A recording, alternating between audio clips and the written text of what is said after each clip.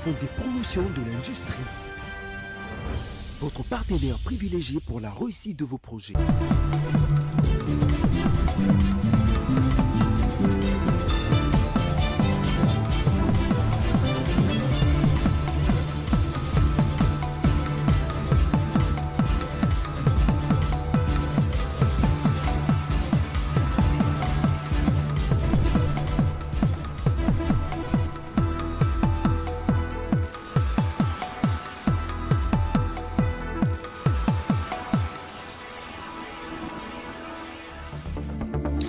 Au sommaire de ce journal, célébration ce vendredi 13 juin de la journée internationale de sensibilisation à l'albinisme avec comme thème revendiquer nos droits et protéger nos vies. Et en international, le Mozambique a lancé un projet de loi visant à créer une autorité de surveillance des assurances et des fonds de pension, et c'est là dans le cadre de sa stratégie pour sortir de la liste grise du GAFI.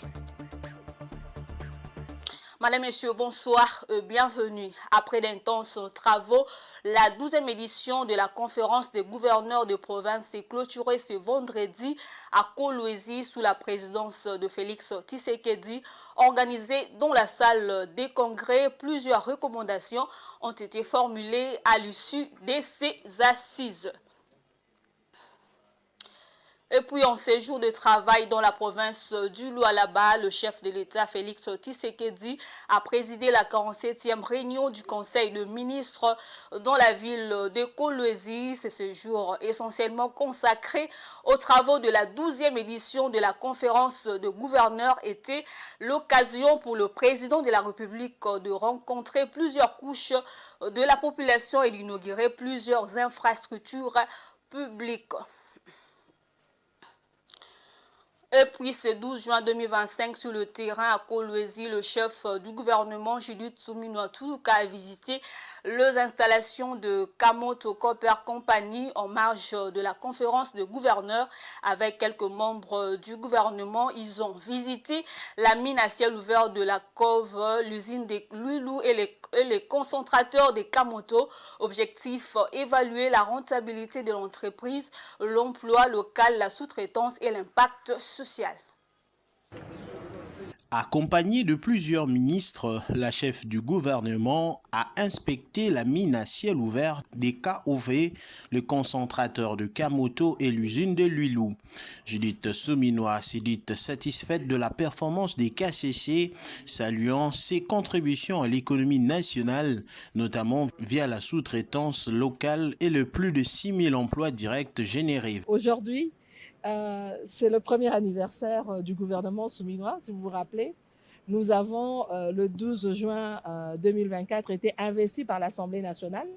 Et donc, pour moi, c'est un moment de joie de pouvoir me retrouver sur le terrain avec les ministres qui m'accompagnent et de voir de visu le travail qu'on fait et comment ce travail peut apporter un plus à la population. Parce que, comme on l'a dit, le développement rien que de la sous-traitance, les bonnes relations qu'il peut y avoir dans l'entreprise ici parce qu'on a un investisseur qui arrive et qu'on arrive à avoir des bonnes conditions de travail, c'est quelque chose d'important.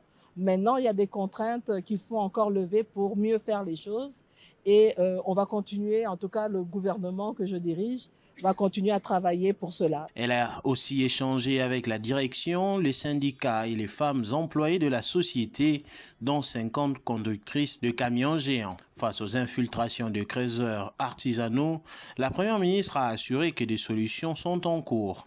Pour elle, le progrès du pays passera par une industrie forte et un climat des affaires assaini. Et puis au troisième jour de la 12e conférence de gouverneurs, jeudi 12 juin 2025, le ministre de la Communication et Médias, Patrick Mouyaya, est intervenu pour sensibiliser le gouverneur de province sur le bien fondé de la coordination et de la communication républicaine. Blaise Kuzola. Pour le porte-parole du gouvernement souminois, la communication est bonne lorsqu'on arrive à anticiper car elle permet à l'acteur de dire ce qu'il souhaite plutôt que de réagir lorsqu'il n'est plus temps de parler. Il faut que d'abord tout le monde comprenne que la communication est actuellement la première main avec laquelle nous devons travailler. Elle a une fonction stratégique, elle doit intervenir en amont et non pas en aval. Parce que avec l'existence aujourd'hui des réseaux sociaux, toute la machine des désinformations qui arrive, avec tous ces génies qui nous racontent toutes ces théories, nous devons être en mesure d'avoir des structures étatiques qui peuvent communiquer. La bonne communication, c'est lorsque vous arrivez à anticiper, au moins vous êtes sûr que votre message passe en premier. Ensuite, communiquer aujourd'hui requiert de codes.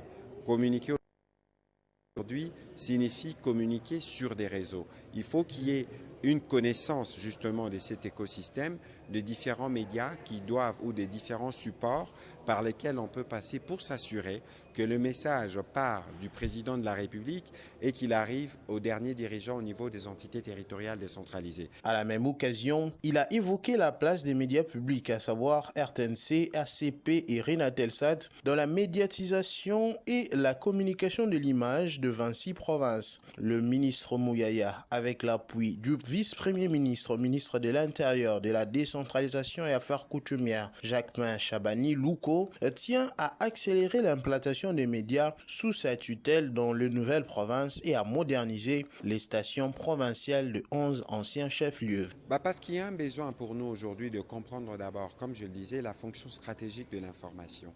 Si vous ne donnez pas la bonne information, les gens s'abeuveront aux mauvaises sources, avec notamment l'existence des réseaux sociaux.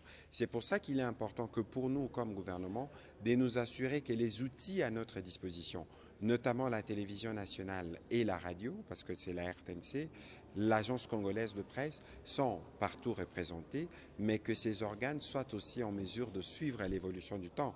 Ça veut dire à être moderne, à être interactif avec des contenus qui permettent aujourd'hui d'atteindre 60% de Congolais qui sont de jeunes. Je suis porte-parole du gouvernement de toute la République, je ne suis pas porte-parole du gouvernement de Kinshasa.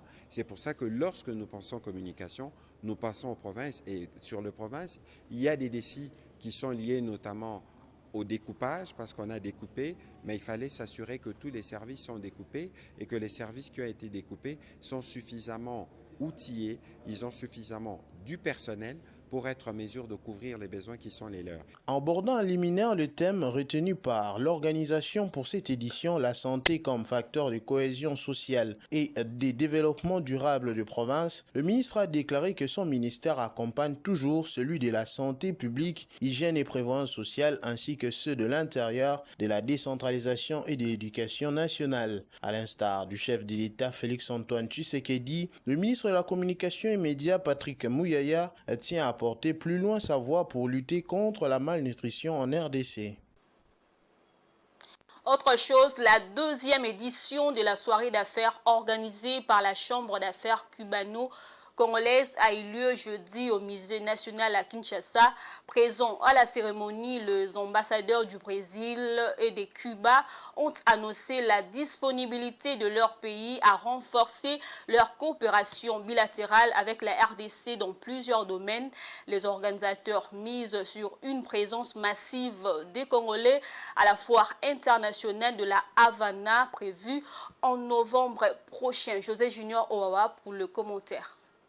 Pour la deuxième fois consécutive, les animateurs de la Chambre de commerce cubano-congolaise réunissent ici ce public trié à la volée pour les sensibiliser à la nécessité de saisir les opportunités qu'offre la foire internationale de la Havane au Cuba en vue d'envisager les investissements. Organisons des activités, des rencontres comme celui-ci, que les Congolais découvrent les potentialités de nos pays et les opportunités que les pays habits comme le Cuba et le Brésil offrent pour que les Congolais aussi puissent en bénéficier.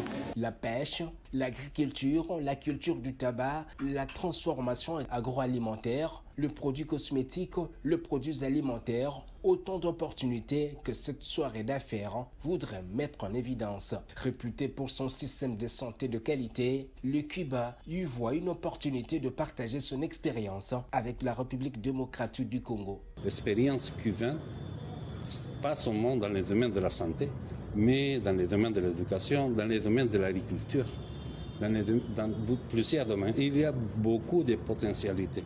Et on est en disposition de partager avec vous nos expériences dans tous les domaines possibles. Dans le domaine de l'éducation et de la recherche, par exemple, le Brésil se dit prêt à offrir les facilités. Le Brésil comme un partenaire qui veut partager des expériences. Comme j'ai dit, c'est des pays très similaires. On a les climats, les régimes de pluie, des grands fleuves, la forêt, la savane, et aussi beaucoup de terres qui sont arables. On doit travailler, par exemple, pour la correction du sol, pour adapter à quelques cultures. Et ça, c'est un exemple de solution technique que le Brésil peut aider la RDC.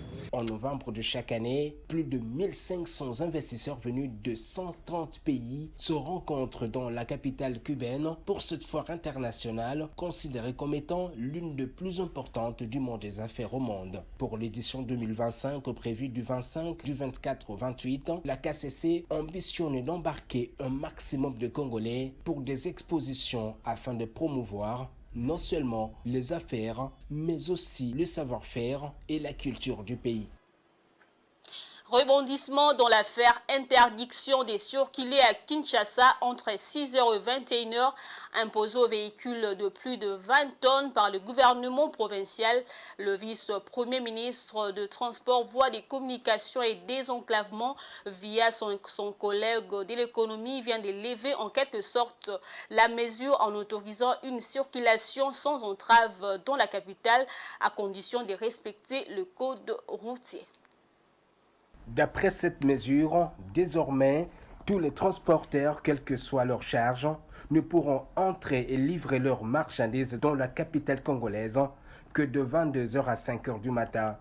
Par ailleurs, le document précise qu'une fois entrés dans la ville-province de Kinshasa, les camions sont libres de circuler, livrer et sortir sans limitation d'heure, à condition de respecter le code de la route.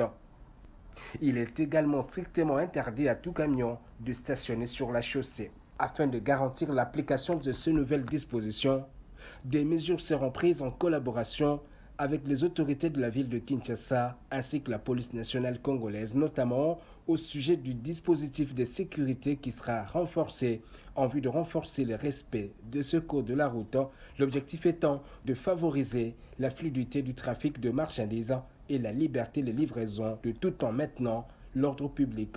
Ce communiqué signé par le vice-premier ministre et ministre de l'économie Daniel Mukoko Samba annonce également une évaluation hebdomadaire de ces mesures.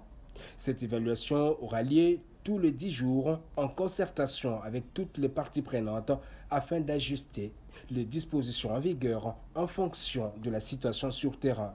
Le mercredi 21 mai dernier, le gouvernement provincial de Kinshasa avait pris la décision d'interdiction de circuler entre 6h et 21h à tout engin roulant de plus de 20 tonnes afin de réduire les embouteillages dans la capitale congolaise, peuplée de plus de 17 millions d'habitants, convergeant quotidiennement presque vers la même direction dans les centres-villes qui reçoivent à lui seul environ 6 millions de visiteurs.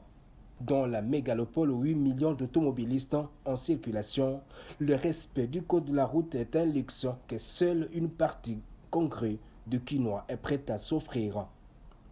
Ce régime dit de privilèges qui touche tant l'élite que le commun des mortels peut-il laisser la place à une conduite éthique pour lier les soucis de préserver le pouvoir d'achat des populations face au risque d'une hausse vertigineuse de produits de grande consommation et la nécessité de soulager les Quinois de plus en plus asphyxiés par les embouteillages?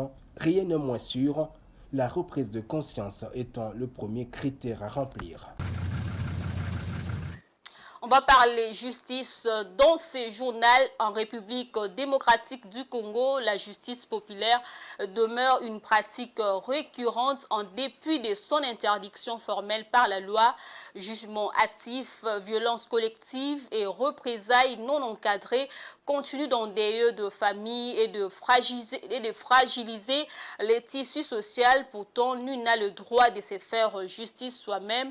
La législation congolaise condamne fermement ces actes qui entraînent des conséquences graves sur le plan humain que juridique. Suivez. Face à l'insécurité persistante en République démocratique du Congo, de plus en plus des citoyens ont recours à la justice populaire, une pratique pourtant interdite par la loi congolaise et passible de lourdes sanctions. Nul ne peut se faire justice soi-même. C'est-à-dire, lorsque vous avez été victime d'une infraction, vous ne pouvez pas agir par vous-même à l'encontre de l'auteur présumé de l'infraction. Moins encore votre famille ou encore la population environnante. Ce qu'il y a à faire, c'est de conduire l'auteur présumé de l'infraction auprès des autorités judiciaires compétentes, notamment la police ou le parquet, qui, bien sûr, agiront conformément à la loi. Agir contrairement à ce que nous venons de dire expose les auteurs à des poursuites judiciaires, notamment lorsque vous administrez 2 coups à l'auteur présumé de l'infraction. Vous serez poursuivi pour causes et blessures qui pourraient entraîner des condamnations, ou encore lorsque vous le détenez dans un endroit, dans un lieu inadéquat ou inapproprié. Vous pourrez être poursuivi pour arrestation arbitraire. Ce qu'il faut retenir à ce sujet, c'est que la population, en cas de commission d'infraction, ne peut pas agir pour son propre compte. Récemment à Likasi, dans la province du Haut-Katanga, un drame a secoué l'opinion. Un musicien faussement accusé a été brûlé vif par la population. Une stratégie qui a profondément choqué les habitants, nombreux à réclamer justice pour la victime, reconnue innocente. Cette dérive inquiétante interpelle les autorités. Elle relève un double défi, celui de la sécurité publique, mais aussi celui de la confiance en la justice formelle. La population appelle le gouvernement et les institutions judiciaires à réagir fermement en renforçant la sécurité et en garantissant une justice équitable et accessible à tous. Et puis le 13 juin de chaque année, le monde célèbre la journée internationale de sensibilisation à l'albinisme, revendiquer nos droits, protéger notre peau, préserver nos vies, tel est le thème retenu cette année en RDC. Bon nombre d'albinos font l'objet des discriminations, bien qu'il existe des ONG qui militent pour la protection et la défense des droits des albinos, mais il faut davantage l'appui du gouvernement pour garantir leur bien-être. Rachel Misenga et Giscard Tsamba. Les 13 juin de chaque année, le monde célèbre la journée internationale des sensibilisations à l'albinisme. En effet, lancée en 2014, cette journée vise à amplifier la voix et la visibilité de personnes atteintes d'albinisme dans tous les domaines de la vie. En RDC, bon nombre d'albinos font l'objet des discriminations et vivent presque en marge de la société. Certains sont même discriminés au sein de leur propre famille. La discrimination n'a jamais manqué. Vous savez, la discrimination, madame, commence dans nos familles respectives. Parce que si la famille, la petite société, n'arrive pas à vous accepter, a fortiori la grande société va vous rejeter. Raison pour laquelle nous voyons aujourd'hui, un albino va chercher un emploi, bien qu'ayant étudié, c'est très difficile d'être accepté. Seulement pour le manque de pigmentation. Bon, je n'ai pas le choix, je n'ai qu'à supporter. À supporter les gens de rejet, de mépris, de discrimination. Souvent à la société, il y a d'autres personnes qui nous négligent. On est un peu discriminés, on nous voit un peu différents.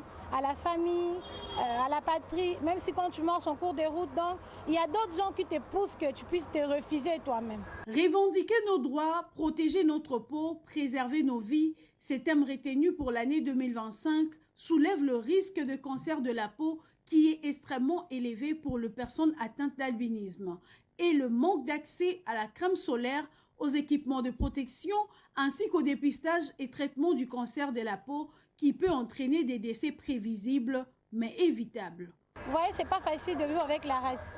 Vu nos yeux aussi, l'handicap ça nous pose au niveau de 2 côtés.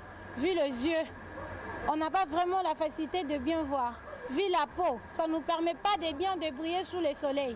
Si je me mets à chercher, admettons, moi je suis une femme, si aujourd'hui je me marie ou soit je n'ai pas de mari, ça va me pousser de faire un travail m'humilier sur le soleil.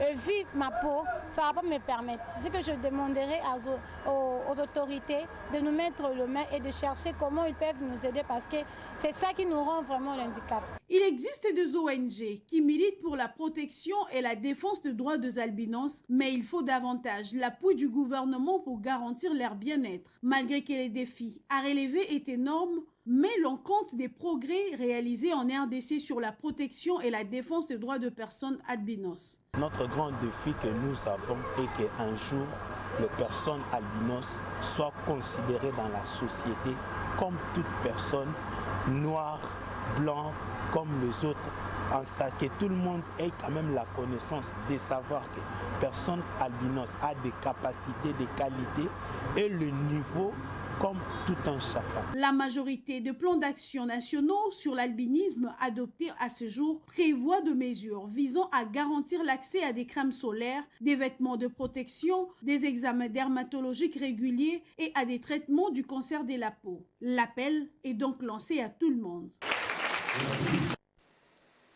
Et en sport, le calendrier des Léopards Dames pour la CAN féminine 2024 qui se déroulera du 5 au 26 juillet 2025 au Maroc a été rendu public.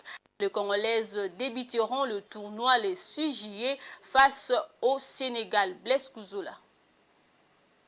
La Confédération africaine de football a publié le calendrier des matchs du premier tour de la Coupe d'Afrique des Nations féminines 2024 prévu au Maroc. La RDC, qualifiée pour cette édition, connaît désormais ses adversaires et les dates de ces rencontres dans la phase de groupe. Logés dans un groupe relevé, les Léopards Dames débuteront leur campagne le 6 juillet prochain au El Bachir Stadium contre le Sénégal à 15h. 3 jours plus tard, le 9 juillet, elles affronteront le pays hôte, le Maroc, à 20h au stade olympique de Rabat, un duel qui s'annonce décisif pour la suite du tournoi. Enfin, la RDC bouclera sa phase de groupe le 12 juillet face à la Zambie, toujours à 20h au El Bachir Stadium. Ces derniers matchs pourraient être déterminants pour la qualification en quart de finale. Au rappel, les Léopards Dames reviennent sur la scène continentale avec l'ambition de marquer leur présence dans cette compétition majeure après plusieurs années d'absence. Madame, Messieurs, l'actualité c'est aussi en dehors de la République démocratique du Congo.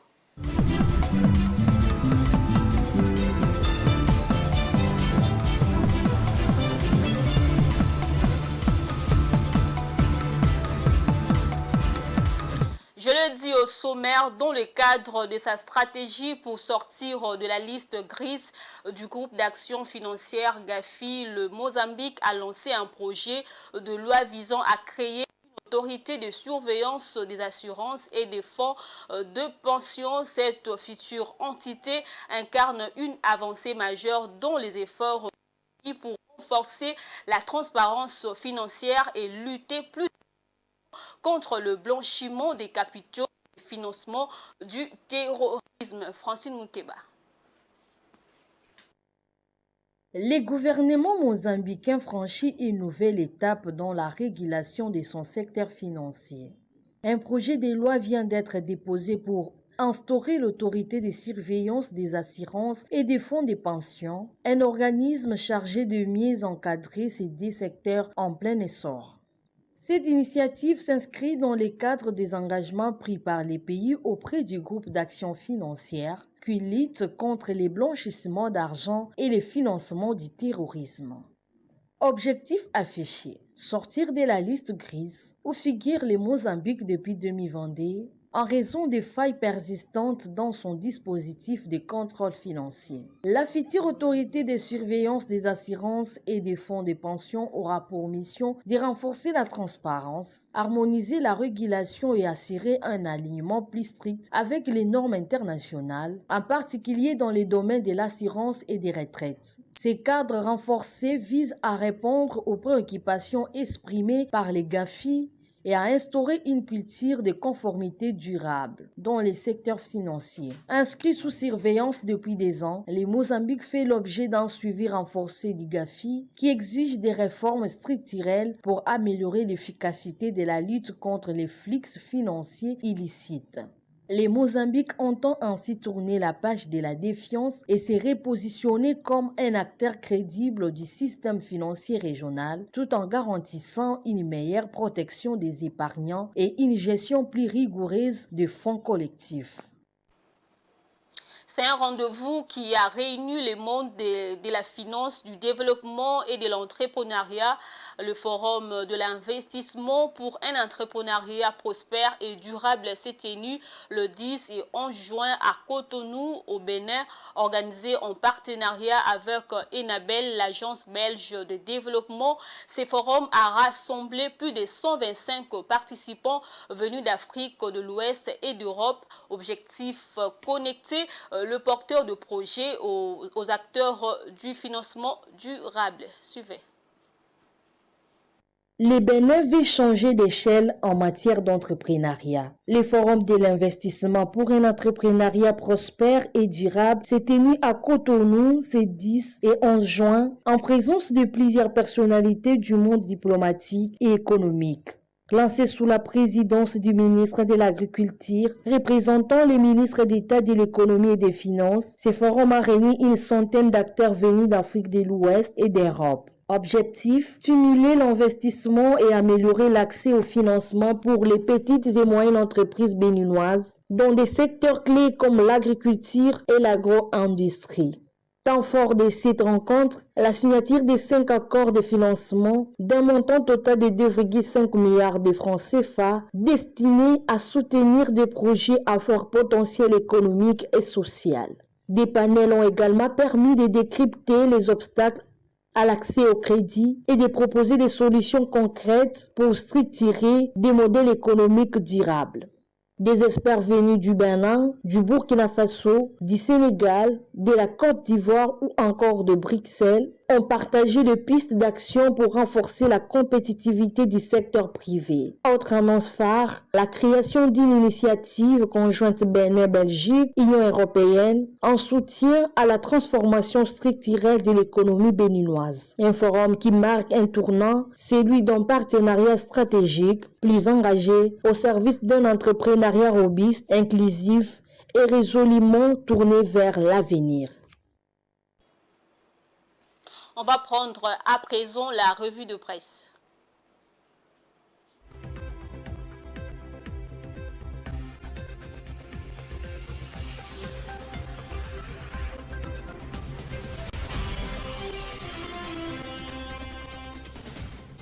Bonsoir, bienvenue dans cette revue de presse. Commençons avec Africa News qui revient sur l'an 1 du gouvernement souminois. Le tabloïd brosse un tableau des résultats tangibles du gouvernement souminois investi depuis le 11 juin 2024. Un premier bilan marqué par des avancées économiques et sociales significatives. Fort d'une équipe de 57 membres, l'exécutif affiche une volonté politique affirmée, traduite par des chiffres en progression et des réformes structurelles ambitieuses. Le programme du gouvernement souminois est centré sur le social et la relance économique. Dès la première année, des réformes notables ont été engagées dans le cadre du pilier relatif à l'emploi et au pouvoir d'achat. Résultat, l'économie nationale amorce un virage vers la stabilité. Le taux de change du franc congolais, historiquement instable, s'est stabilisé autour de 2850 francs depuis août 2024. Bien que cette dynamique de rupture soit saluée, le gouvernement souminois devra relever de nombreux défis afin de maintenir le cap dans un contexte régional complexe face à la crise sécuritaire qui perturbe les priorités et à une demande sociale toujours si pressante. Kigali s'irrite des fuites sur le processus de Washington avec la RDC, rapporte Géopolis Hebdo. Le processus de paix entre la République démocratique du Congo et le Rwanda, mené sous l'égide des États-Unis à Washington, traverse une zone de turbulence. Ce mercredi matin, un tweet du chef de la diplomatie rwandaise, Olivier Nduhungirehe, a ravivé les tensions et jeté une ombre sur les discussions en cours. En partageant un article de l'agence Reuters qui révélait plusieurs points sensibles du projet d'accord, le ministre rwandais a dénoncé une fuite intentionnelle des documents confidentiels. Selon les informations relayées, l'un des points de blocage majeurs réside dans l'exigence de Kinshasa, le retrait total, immédiat et inconditionnel des troupes et du matériel militaire rwandais du territoire congolais. Kigali, de son côté, estime que l'exposition médiatique de ces discussions sensibles fragilise la confiance et la sérénité nécessaire à la conclusion d'un accord. Le Phare, quant à lui, écrit sur l'affaire Bemba et Senko. Lors d'une interview accordée aux médias Top Congo, le ministre des Transports, Voies des Communications et Désenclavement, Jean-Pierre Bemba, a fortement critiqué l'Église catholique. Il a carrément parlé des évêques membres de la Senko comme des politiciens en soutane. Autrement dit, sous couvert de leur statut de serviteurs de Dieu, ils entretiennent un agenda caché à l'instar des acteurs politiques anti-pouvoir. Dans une réplique cinglante, à travers un communiqué signé par son président, M. Fulgence Mouteba, la Senko n'y va pas de main morte, qualifiant les propos de Bemba de niaiserie et l'accusant à chercher à mettre le feu à la maison commune. La Senko est allée jusqu'à inviter la justice à interpeller Jean-Pierre Bemba et, le cas échéant, à engager des poursuites judiciaires contre lui. Terminons avec le Nouvel Observateur qui écrit sur le Congo en le qualifiant de l'Eldorado de toutes les solutions. Il est écrit quelque part que la nature a fait du Congo l'Eldorado de l'Afrique, le lieu où tout le monde vient s'approvisionner et même s'emparer impunément de tout ce qu'il veut. Tout le monde y trouve et puise la rareté, les richesses fabuleuses qui ravivent le nomadisme économique moderne. En somme, l'Occident n'existe pas sans l'Afrique, mais surtout sans le Congo. C'est la destination rêvée de tout aventurier, des multinationales et de tous les prédateurs du monde entier. Autant il a été attrayant à l'issue de la conférence de Berlin qui faisait du Congo un marché international, autant il l'est aujourd'hui, car tout celui qui a un peu d'audace peut venir faire ce qu'il veut jusqu'à massacrer des pauvres innocents. Pays à problème pour ses ressortissants, le Congo est le pays de toutes les solutions pour les prédateurs, écrit l'auteur. C'est la fin de cette revue de presse. Au revoir. Ce journal est terminé. Place au rappel de titres. Vous avez suivi dans ces journaux célébration ce vendredi 13 juin de la journée internationale de sensibilisation à l'albinisme avec comme thème revendiquer nos droits et protéger nos vies. Vous avez suivi également en international, le Mozambique a lancé un projet de loi visant à créer une autorité de surveillance dans des assurances et des fonds de pension, et c'est là dans le cadre de sa stratégie pour sortir de la liste grise du GAFI. Voilà, c'est tout pour ce soir, madame, messieurs. Merci à vous de l'avoir suivi. Au revoir.